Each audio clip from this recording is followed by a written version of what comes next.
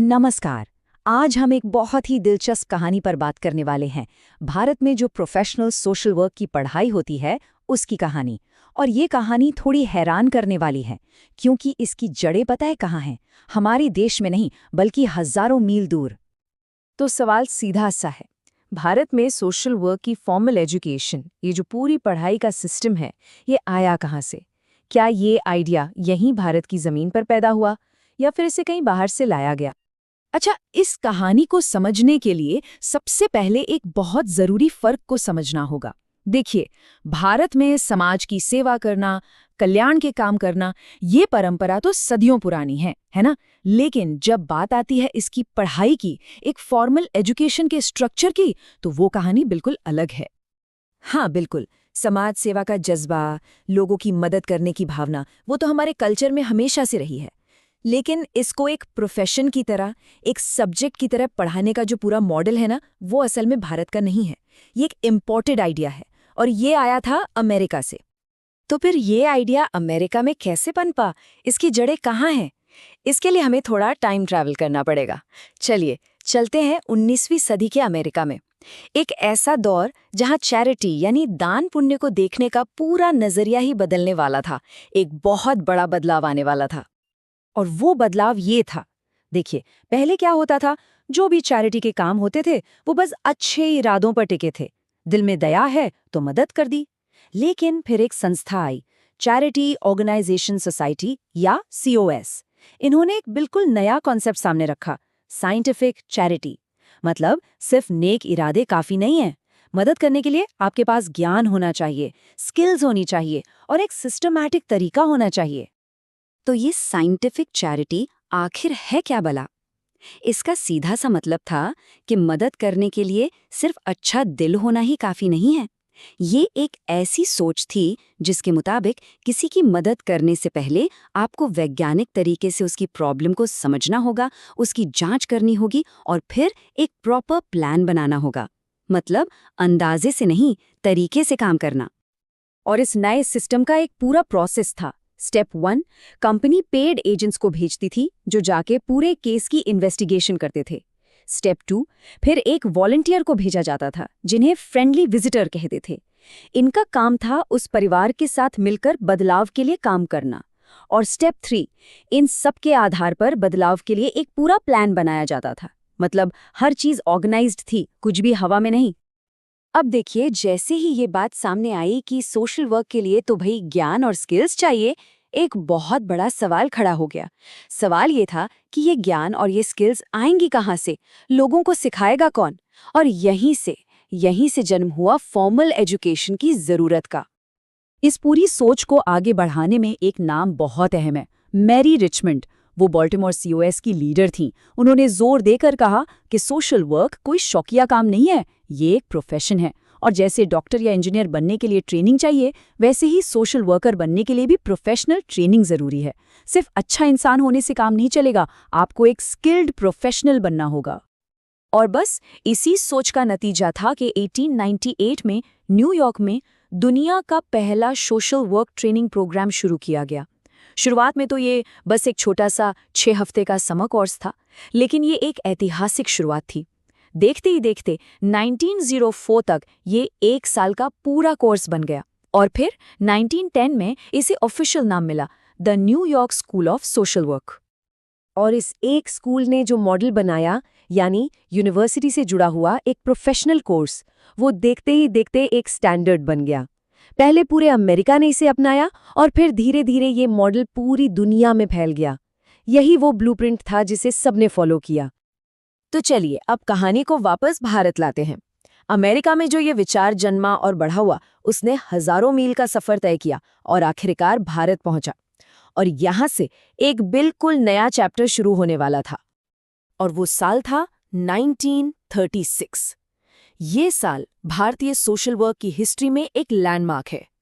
इसे याद रखिएगा, यही वो साल था जब अमेरिका में पनपा वो आइडिया भारत की जमीन पर अपनी जड़ें जमाने के लिए तैयार था। एक नए दौर की शुरुआत हो रही थी। जी हाँ, 1936 में ही भारत का पहला फॉर्मल सोशल वर्क एजुकेशन और ट्रेनिंग प्रोग्राम शुरू हुआ। कहाँ? मुंबई में। और ये किस पर आधारित था? बिल्कुल उसी अमेरिकन मॉडल पर, जिसकी कहानी हम अभी तक सुन रहे थे। तो चलिए इस पूरी कहानी को फटाफट से समेटते हैं। टेकअवेज क्या हैं? पहली बात, सोशल वर्क एजुकेशन का आइडिया भारत का नहीं, अमेरिका का है। दूसरी बात, ये साइंटिफिक चैरिटी की सोच से पैदा हुआ। तीसरी बात, पहला ट्रेनिंग प्रोग्राम 1898 में न्यूयॉर्क में शुरू हुआ था। और चौथी और सबसे जरूरी बात, इसी अमेरिकन मॉडल को 1936 में भारत में लाया गया। और अब मैं आपको एक सवाल के साथ छोड़कर जा रही हूँ। एक ऐसा सवाल जो सोचने वाला है। जो मॉडल 1936 में इंपोर्ट किया गया था, जो एक बिल्कुल अलग देश, अलग कल्चर में बना था, क्या वो आज इतने सालों बाद आज के भारत के लिए पूरी तरह से रेलेवेंट है? सोचिएगा जरूर। ये एक बहुत बड़ा सवाल है जिस पर आज भी बहस होती है। दूसरों की मदद करने का जो कॉन्सेप्ट है वो तो भारत में सदियों से रहा है ना? लेकिन क्या ये हमेशा से सिर्फ दान पुण्य या चैरिटी का मामला था? शायद नहीं। आज हम इसी की कहानी देखने वाले हैं, एक ऐसे सफर की जहां सेवा एक कर्तव्य से एक प्रॉपर प्रोफेशन बन गई। और ये कहानी यकीन मानिए काफी दिलचस्प है। अच्छा, सोशल वर्क का नाम सुनते ही दिमाग में क्या आता है? अक्सर वही तस्वीर आती है ना? किसी को पैसे दे दिए, किसी को कपड़े दान कर दिए। ज्यादातर लोगों के लिए तो यही मतलब है इसका। लेकिन आज हम इसी सोच को, इसी धारणा को थोड़ा चैलेंज करने वाले हैं। आइए देखते हैं कि ये आइडिया सिर्फ चैरिटी से कहीं ज्यादा गहरा, कहीं ज्यादा कॉम्प्लेक्स कैसे है। तो चलिए कहानी की शुरुआत करते हैं इसकी जड़ों से। और इसकी जड़ें हमें ले जाती हैं प्राचीन भारत में। एक ऐसा दौर जब समाज की देखभाल करना सिर्फ राजा की ही जिम्मेदारी नहीं थी।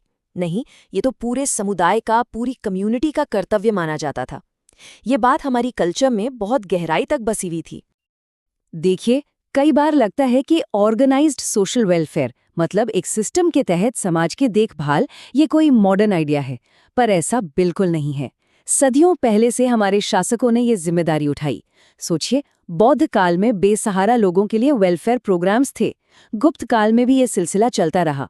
और तो और दिल्ली सल्तनत के फिरोज शाह तुगलक ने तो दीवाने खैरात नाम का एक पूरा डिपार्टमेंट ही बना दिया था, जिसका काम ही चैरिटी देखना था। लेकिन बात सिर्फ राजाओं और सल्तनतों की नहीं है। असली ताकत, असली सोशल सेफ्टी नेट तो कहीं और था। वो था हमारे भारतीय समाज के अपने स्ट्रक्चर में, उसकी अपनी बनावट में। ये अपने आप में एक कमाल का सोशल सिक्योरिटी सिस्टम था। तो ये सिस्टम कैसा था? समझे, इसके 3 मजबूत पिलर्स थे। पहला था संयुक्त परिवार, जॉइंट फैमिली। यहाँ विधवा हों, दिव्यांग हों या कोई बेरोजगार हों, उन्हें कभी अकेला नहीं छोड़ा जाता था।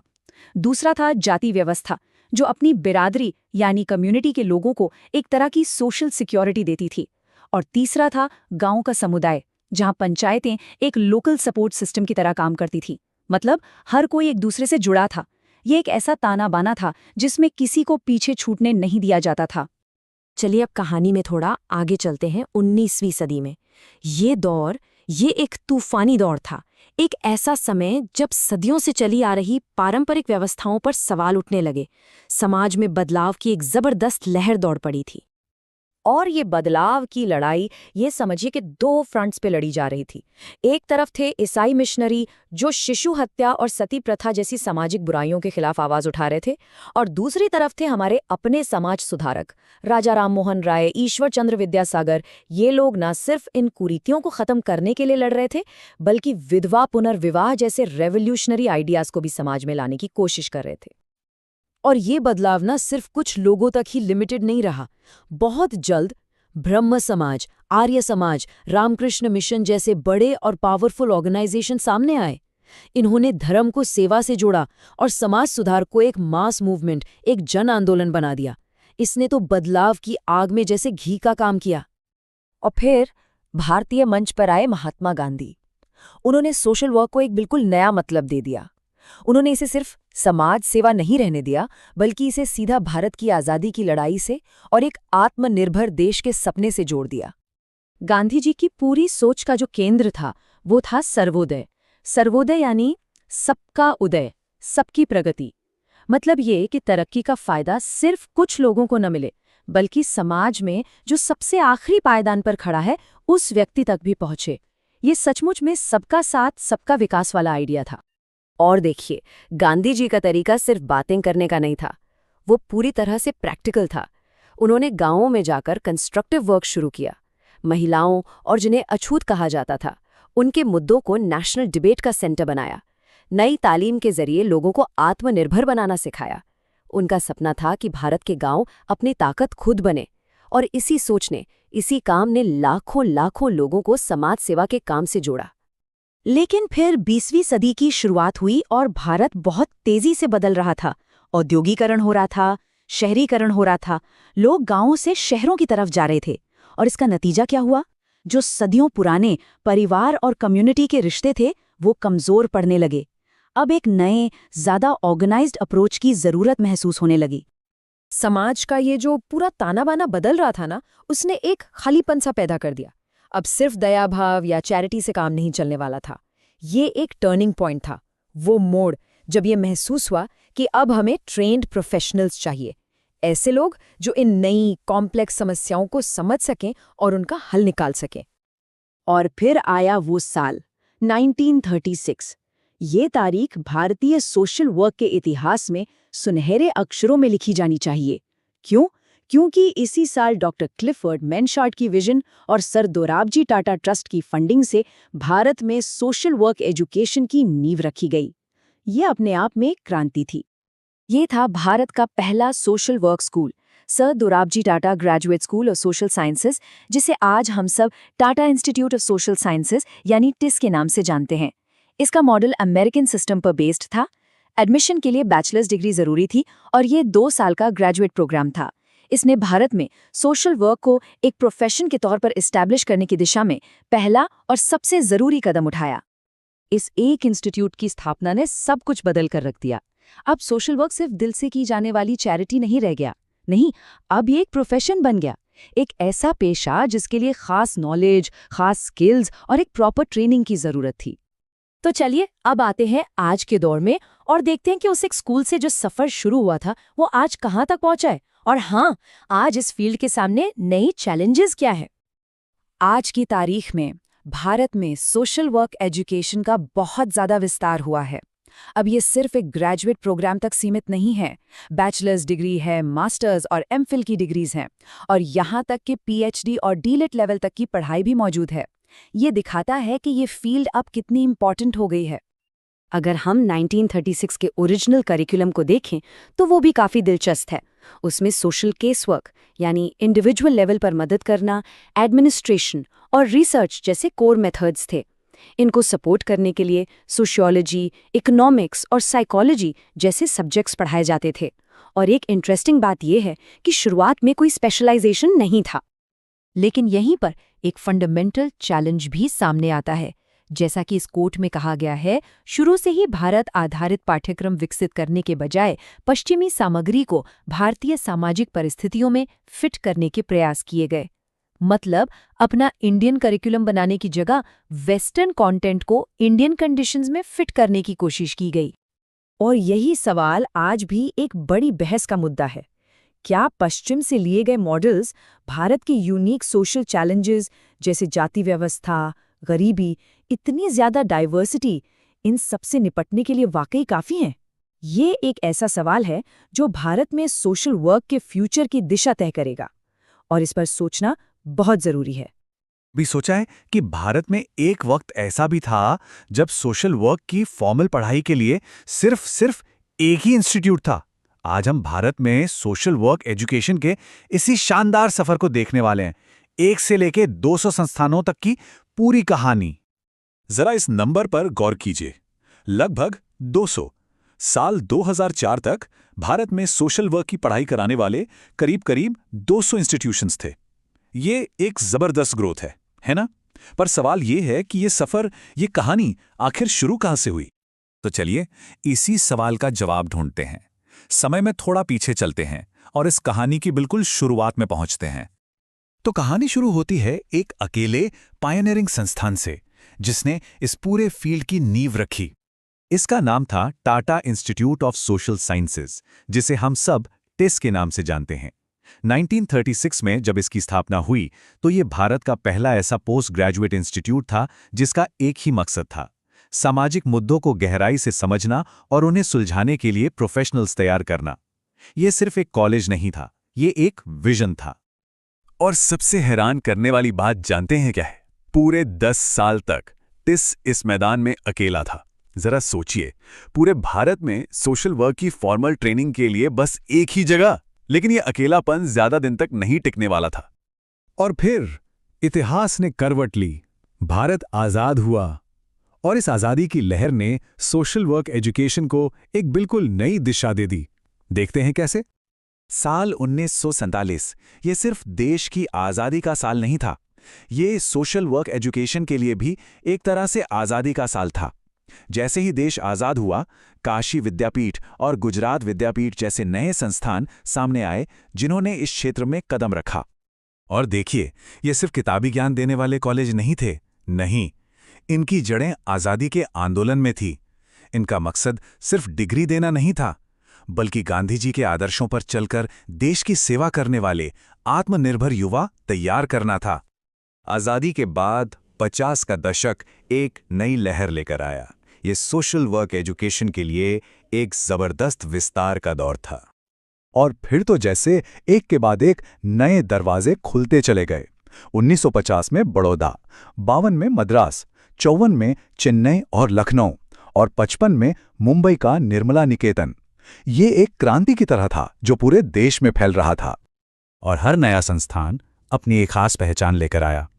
बड़ौदा को पहली बार एक पूरी फैकल्टी का दर्जा मिला। लखनऊ यूनिवर्सिटी ने तो पीएचडी और डीलिट जैसे हायर स्टडीज प्रोग्राम शुरू कर दिए। वहीं निर्मला निकेतन जैसे संस्थानों का सीधा फोकस जमीनी हकीकत पर था, गरीबी, निरक्षरता और असमानता से लड़ना। लेकिन जब भी कोई चीज बहुत तेजी से बढ़ती है तो उसके साथ कुछ चुनौतियां भी आती हैं। ये विस्तार जितना जरूरी था, उतना ही थोड़ा बेतरतीब भी था। जरा इन आंकड़ों को देखिए। 1975 में देश में 34 सोशल वर्क स्कूल थे और 2004 तक आते आते ये संख्या लगभग 200 हो गई, मतलब लगभग 6 गुना की बढ़ोतरी। लेकिन दिक्कत ये थी कि ये ग्रोथ बहुत हद तक बिना किसी सेंट्रल प्लानिंग के हुई। और ये ग्रोथ पूरे देश में एक जैसी नहीं थी। इसका बंटवारा बहुत ही असंतुलित था। एक तरफ महाराष्ट्र था, जहां अकेले नागपुर शहर में ही करीब 25 संस्थान थे, और दूसरी तरफ पूरा का पूरा नॉर्थ ईस्ट इंडिया, जहां सिर्फ 2। इससे साफ था कि शिक्षा कुछ ही इलाकों में सिमटकर रह गई थी। तो इस बेतरतीब ग्रोथ का नतीजा क्या हुआ? एक तो कोई यूनिफॉर्म सिलेबस नहीं था, पढ़ाने के तरीके मानकीकृत नहीं थे, और सबसे बड़ी बात, ज्यादातर इंस्टीट्यूट शहरों में खुल गए।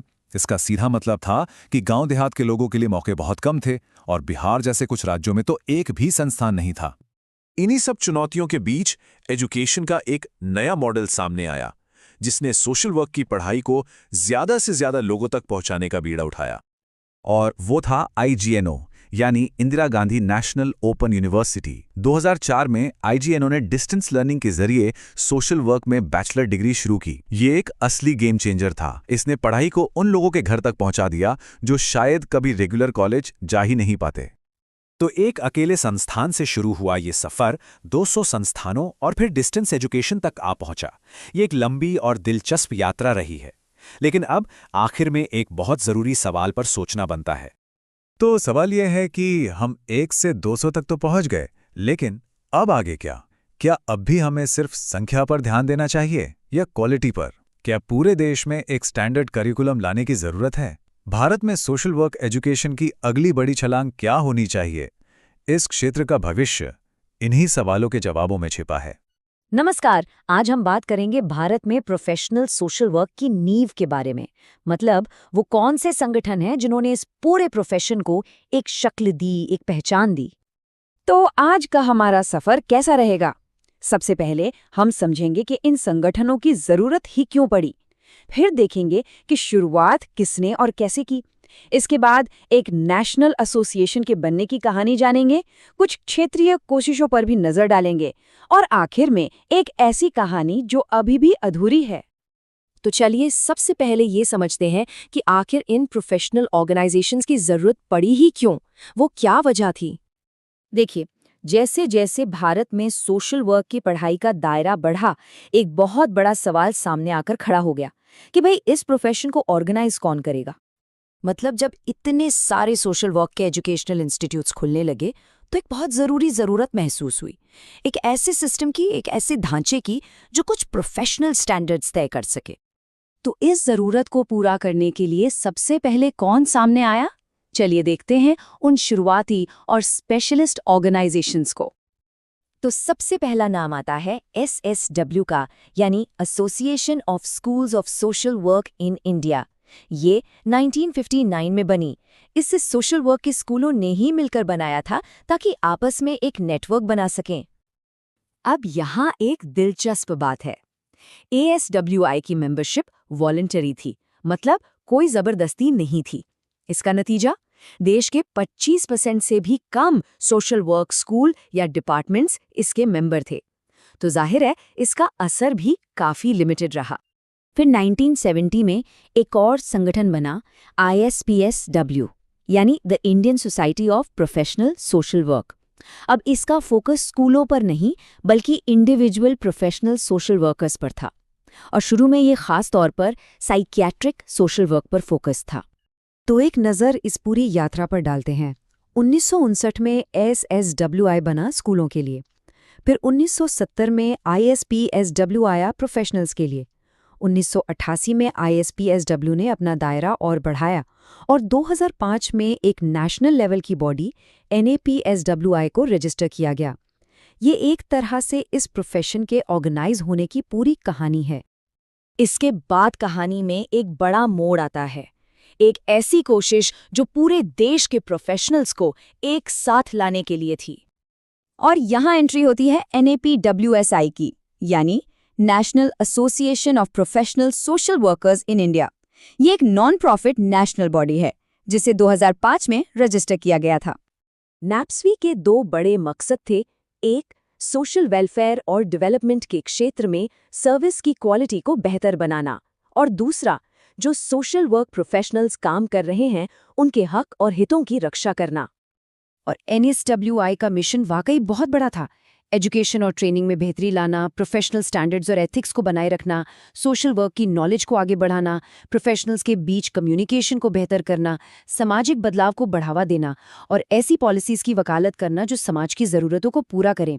मतलब हर पहलू को कवर करने की कोशिश थी। अच्छा, तो ये तो हो गई नेशनल लेवल की बात, लेकिन इनके अलावा क्षेत्रीय स्तर पर भी काफ़ी काम हुआ है। चलिए उन पर भी एक नज़र डालते हैं। यहाँ कुछ उदाहरण हैं, जैसे Bombay Association of Trained Social Workers यानी BATSW, या फिर Karnataka Association of Professional Social Workers KAPSW, और चेन्नई का प्रोफेशनल सोशल वर्कर्स फोरम। हाँ, एक बात ज़रूर है कि इन रीजनल बॉडीज़ का दायरा काफ़ी लिमिटेड होता है। इनकी एक्टिविटीज़ लोकल मीटिंग्स और कॉन्फ्रेंसेस तक ही रहती हैं, और इनके पास अथॉरिटी भी बहुत कम होती है। और अब हम आते हैं इस कहानी के सबसे ज़रूरी लेकिन एक अधूरे हिस्से पर, एक ऐसा टुकड़ा जो आज भी भारत के सोशल वर्क स्ट्रक्चर से गायब है। सोचिए, लगभग 3 दशक पहले second review committee on social work ने एक national council for social work education बनाने की सिफारिश की थी। 3 दशक पहले, लेकिन आज तक वो काम शुरू भी नहीं हो पाया है। तो ये हमें एक बहुत बड़े सवाल के साथ छोड़ जाता है कि जब कोई ऑफिशियल नेशनल काउंसिल है ही नहीं, तो भारत में सोशल वर्क के प्रोफेशनल स्टैंडर्ड्स और रेगुलेशन का भविष्य आखिर क्या है? भारत में सोशल वर्क की जो पढ़ाई है वो आज एक बहुत ही अहम मोड़ पर आके खड़ी हो गई है। तो आज हम इसी पर बात करेंगे कि आखिर ये दशकों पुराना फील्ड किन मुश्किलों से गुजर रहा है, और हाँ, इसका भविष्य कैसा हो सकता है।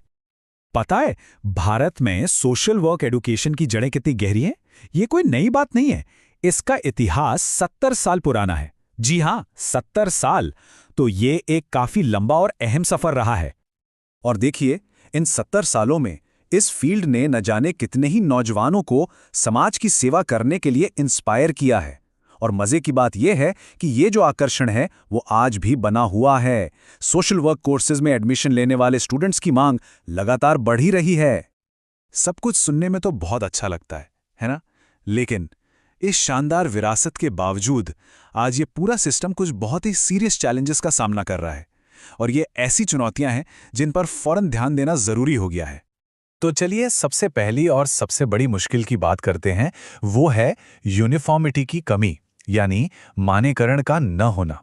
मतलब पूरे देश में जो अलग अलग इंस्टीट्यूट्स हैं उनमें कोई एक जैसा स्टैंडर्ड है ही नहीं। और ये प्रॉब्लम ना कई लेवल्स पर दिखती है। आप सोचिए, किसी इंस्टीट्यूट का सिलेबस कुछ और है तो किसी का कुछ और। कहीं कोर्स 2 साल का है तो कहीं 3 साल का। फील्ड वर्क और ट्रेनिंग की क्वालिटी में तो जमीन आसमान का फर्क है। तो उसका नतीजा क्या होता है? जाहिर है, जो एजुकेशन क्वालिटी है वो हर जगह एक जैसी नहीं रह पाती।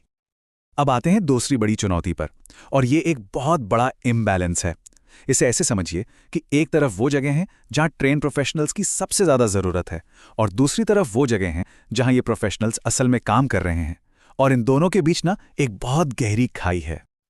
और ये खाई कितनी बड़ी है? देखिए, सोशल वर्क प्रोफेशनल्स की सबसे ज़्यादा ज़रूरत कहाँ है? गांवों में, ग्रामीण इलाकों में। लेकिन लगभग सारे के सारे ट्रेन प्रोफेशनल्स काम कहाँ कर रहे हैं? बड़े बड़े शहरों में। तो इस अर्बन रूरल डिवाइड का मतलब ये जो शहरी ग्रामीण बंटवारा है, इसका सीधा असर किस पे पड़ता है? उन लोगों पर जिन्हें मदद की सबसे ज़्यादा ज़रूरत है। इसका मतलब साफ है, जिन कम्युनिटीज़ को सबसे ज़्यादा हेल्प चाहिए उन्हीं तक सर्विसेज सबसे कम पहुंच रही हैं। चलिए अब एक और दिलचस्प चुनौती की बात करते हैं, और वो है हमारी वेस्टर्न थ्योरीज और प्रैक्टिस पर बहुत ज़्यादा डिपेंडेंसी। इसका मतलब क्या हुआ? इसका मतलब ये हुआ कि सोशल वर्क की पढ़ाई की जो नींव है वो ज़्यादातर बाहर के देशों के मॉडल्स पर टिकी हैं। अब सवाल ये उठता है कि क्या वो मॉडल्स भारत के यूनिक सोशल और कल्चरल माहौल में पूरी तरह से फिट बैठते हैं? शायद नहीं। तो इसका हल क्या है? हल है स्वदेशी दृष्टिकोण। मतलब हमें अपने खुद के सिद्धांत, अपने खुद के तरीके बनाने होंगे। ऐसे तरीके जो भारत की ज़मीनी हकीकत से निकले हों, जो यहां काम कर रहे एकेडमिक्स और प्रोफेशनल्स के अपने तजुर्बे पर आधारित हों। ठीक है, तो हमने प्रॉब्लम्स की तो बात कर ली, लेकिन अब सवाल यह है कि आगे का रास्ता क्या है। तो चलिए अब फोकस करते हैं सॉल्यूशंस पर, कि आखिर इस सिस्टम को सुधारा कैसे जा सकता है। याद है, हमने यूनिफॉर्मिटी की कमी की बात की थी। उसका सीधा साधा समाधान है एक नेशनल काउंसिल बनाना। बिल्कुल वैसे ही जैसे डॉक्टरों के लिए मेडिकल काउंसिल ऑफ इंडिया है, जो स्टैंडर्ड सेट करती है। ठीक उसी तरह ये काउंसिल सोशल वर्क की पढ़ाई और प्रैक्टिस के लिए मानक तय करेगी। देखिए, हमारा समाज बहुत तेजी से बदल रहा है और इसके साथ ही नई नई चुनौतियां भी सामने आ रही हैं, जैसे HIV एड्स से जुड़ी समस्याएं, विस्थापन यानी डिस्प्लेसमेंट की प्रॉब्लम, या फिर बढ़ती हुई सोशल इनसिक्योरिटी।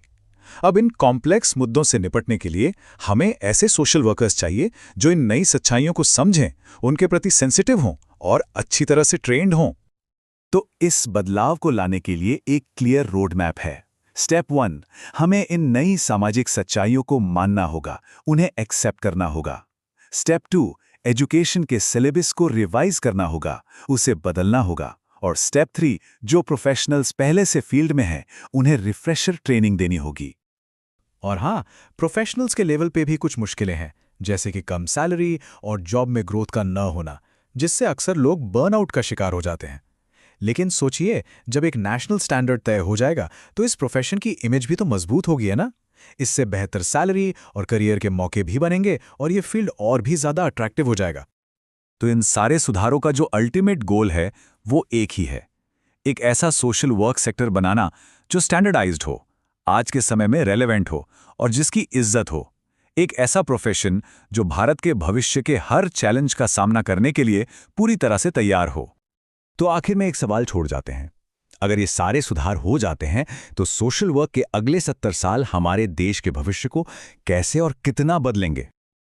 उम्मीद है दोस्तों आपको यह वीडियो पसंद आया होगा और सब कुछ अच्छे से समझ आया होगा। अगर वीडियो अच्छा लगा तो कमेंट करके ज़रूर बताएं, चैनल को सब्सक्राइब करें, वीडियो को लाइक करें और ऐसे ही महत्वपूर्ण जानकारी सभी तक पहुंचाने के लिए इसे शेयर जरूर करें। फिर मिलते हैं अगली वीडियो में नई जानकारी के साथ। तब तक के लिए धन्यवाद। जय हिंद।